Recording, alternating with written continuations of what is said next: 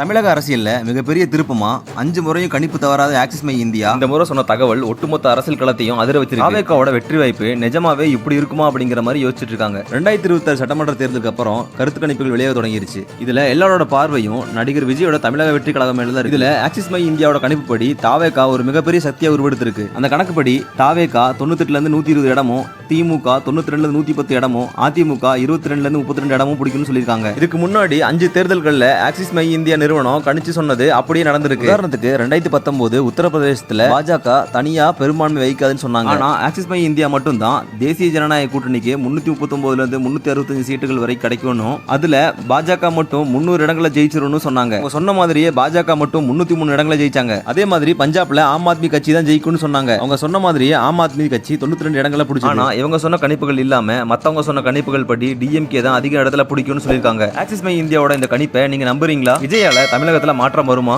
உங்க பதில கமெண்ட்ல சொல்லுங்க.